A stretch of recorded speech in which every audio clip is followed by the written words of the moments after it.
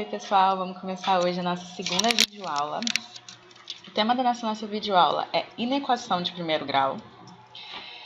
E a gente define inequação de primeiro grau como qualquer sentença na incógnita x que pode ser expressa das seguintes formas: ax mais b maior que zero, ax mais b maior ou igual a zero, ax mais b menor que zero ou ax mais b menor ou igual a zero, com a e b constantes reais e a diferente de zero. É importante a gente perceber que existe uma semelhança entre uma inequação de primeiro grau e uma equação de primeiro grau, mas que a principal diferença é que na inequação a gente não tem uma igualdade, a gente tem uma desigualdade representada pelos sinais de maior ou igual ou menor ou igual, ok? E aí, quando a gente está falando de desigualdade, é importante a gente ter algumas relações em mente. Então, sendo A, B e C números reais quaisquer, tem-se que uma e apenas uma sentença é verdade: A igual a B, A menor que B ou A maior que B. Quando a gente tem dois números, apenas uma dessas possibilidades é verdadeira. Ou os dois números são iguais e é o mesmo número, ou um número é maior ou menor que o outro. Não tem como essas três sentenças coexistirem. Se A menor que C e C menor que B, então A menor que B. Aqui a gente pensar que A é o menor número dentre os três, C é o número intermediário e B é o maior. Então, mesmo que a gente retire C das nossas avaliações, A continua sendo menor do que B. Se A menor que B, então A mais C menor do que B mais C. Se a gente soma o mesmo valor nos dois termos da nossa sentença, a gente continua mantendo a mesma relação que a gente tinha anteriormente. Então, esse termo continua sendo menor do que esse. Da mesma forma, se a gente subtrai o mesmo valor, o mesmo número nos dois termos da nossa inequação, na nossa desigualdade, a gente continua mantendo essa mesma relação. Esse termo é menor do que esse termo. Ok? Agora, na multiplicação e na divisão, a gente tem que ficar atento ao sinal do C. Se C for maior que zero, ou seja, se C for número positivo, então a gente multiplicar os dois termos por o mesmo número, a gente mantém essa relação. Esse lado é menor do que esse lado. Agora, se a gente multiplica por um número menor que zero, ou seja, um número negativo, então a gente tem a inversão desse sinal. E aí esse termo passa a ser maior do que esse. Da mesma forma acontece numa divisão. Se C for positivo e a gente divide os dois lados da desigualdade por esse mesmo número positivo, a gente mantém essa relação. Esse termo menor do que esse termo. Agora, se C for negativo, a gente tem a inversão do sinal. Ok? Então, tendo isso em mente, vamos resolver o nosso primeiro exemplo, que é resolver a inequação 2x mais 3 menor ou igual a 9.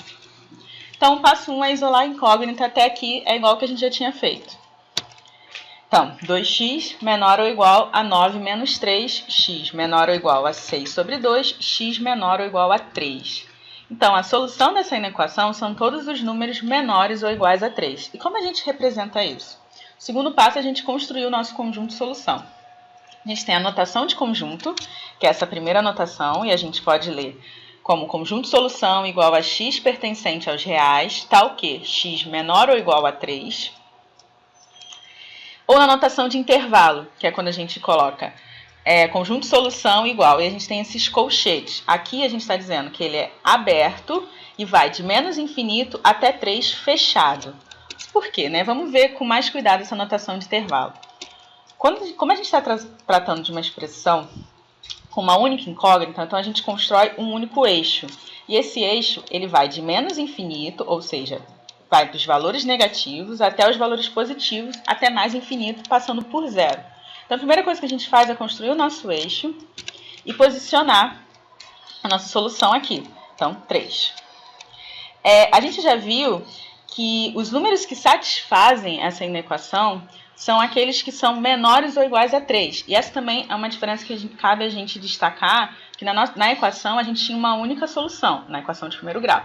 Aqui na inequação a gente tem um conjunto de soluções, ou seja, são números que satisfazem essa desigualdade, que mantém essa desigualdade verdadeira, essa desigualdade inicial aqui. Então, nesse caso, são todos os números menores ou iguais a 3. Os números menores que 3 são esses que estão à esquerda de 3. E 3, inclusive, porque a gente diz que x pode ser igual a 3 também. Então, a gente pinta com uma bolinha fechada. Então, na hora da gente representar esse nosso conjunto de solução, na notação de intervalo, a gente coloca, sempre começa na esquerda com o menor valor. Então, nesse caso, o nosso intervalo ele vai de menos infinito, aberto, porque a gente não definiu aqui um limite inferior, até 3, que é o nosso limite superior, ou seja, o valor máximo que x pode assumir. E fechado em 3, porque 3 também está incluído na solução. Ok? Então, vamos ver mais um exemplo. Nesse segundo exemplo, a gente quer resolver uma equação 4 menos 3x menor do que 2x menos 12. A gente continua. O primeiro passo é isolar a nossa incógnita. Então, a gente agrupa tudo que é x para um lado, tudo que não é para o outro. E a gente chega a menos 5x menor que menos 16. Aqui também é um momento de atenção. A gente precisa multiplicar por menos 1 para trocar o sinal da incógnita. Por quê? A nossa incógnita não pode ficar negativa. Então, o que a gente faz? A gente multiplica toda essa desigualdade por menos 1. Então, a gente passa a ter 5x maior que 16.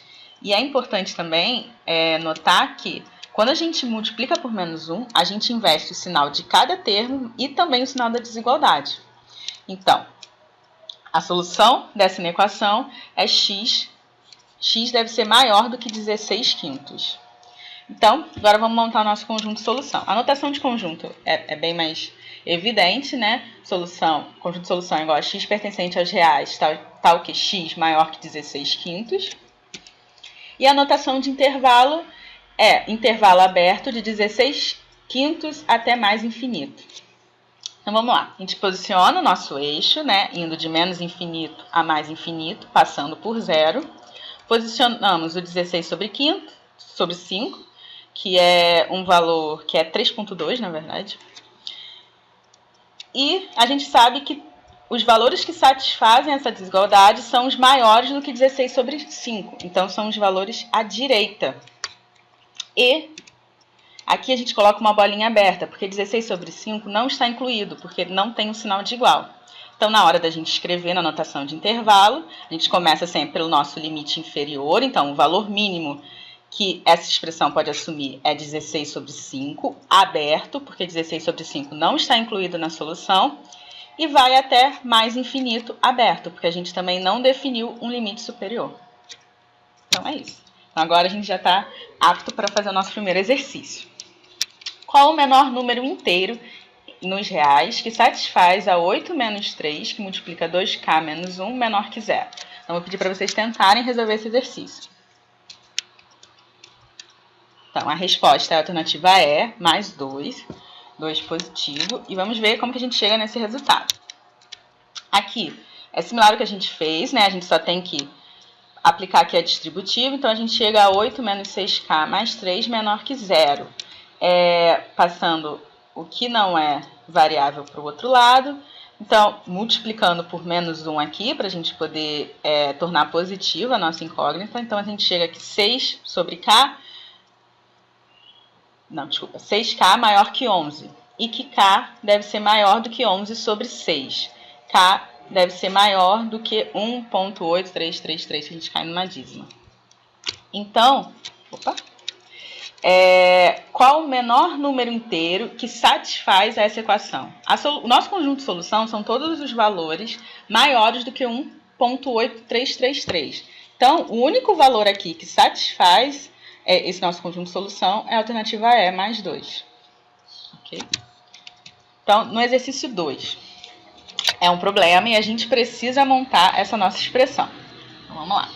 Carlos trabalha como DJ e cobra uma taxa de R$100 mais R$20 por hora para animar uma festa. Daniel, na mesma função, cobra uma taxa fixa de R$55 mais R$35 por hora.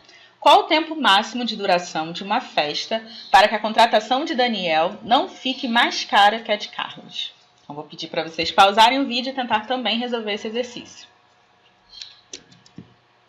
A resposta correta é a alternativa D. E vamos ver agora como que a gente chega nela. Então, sempre que a gente tem um problema e que a gente precisa montar a nossa expressão, a gente precisa definir quem é a nossa incógnita, quem é o nosso x. Então, nesse caso, o que o problema quer descobrir é qual o tempo máximo de duração da festa. Então, a gente determina que x é a duração da festa em horas.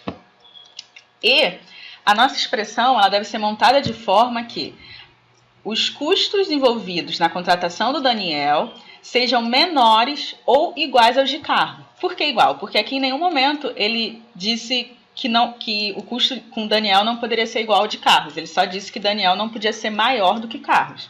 Então, Daniel pode ser menor ou igual a Carlos, o custo de contratar Daniel. Então, eu montei tudo no primeiro membro. As expressões relativas ao custo de contratar o Daniel devem ser menores ou iguais à expressão que representa o custo, a sentença que representa o custo de contratar o Carlos.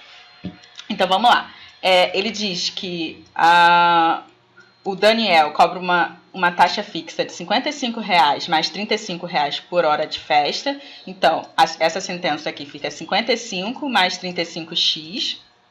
Deve ser menor ou igual a 100 mais 20x, porque ele diz que Carlos cobra R$100 mais R$20 por hora. Então, esse lado fica 100 mais 20x. E aí aqui a gente vai agrupando, né, tudo que é x, tudo que não é, e a gente chega ao resultado de que x deve ser menor ou igual a 3. E aí aqui, entre as nossas opções, a gente já pode descartar todas as opções que são maiores do que 3. Então, A, B e C estão descartadas. Então, tanto 3 horas quanto 2 horas, elas satisfazem ao nosso conjunto de solução. Só que o problema pede o tempo máximo. Então, é a maior duração de festa, de forma que Daniel não fique mais caro que Carlos. Então, por isso, a resposta é a alternativa D. Então, galera, para fechar, né, hoje o conteúdo dessa aula sobre inequações de primeiro grau, ela é toda a desigualdade, né, expressa na forma ax mais b maior ou igual a zero, ou menor ou igual a zero, onde a e b são constantes reais e a diferente de zero. Esse era o nosso conteúdo dessa nossa aula. Espero que vocês anotem as suas dúvidas e tragam para a gente poder discutir, ok? E até semana que vem.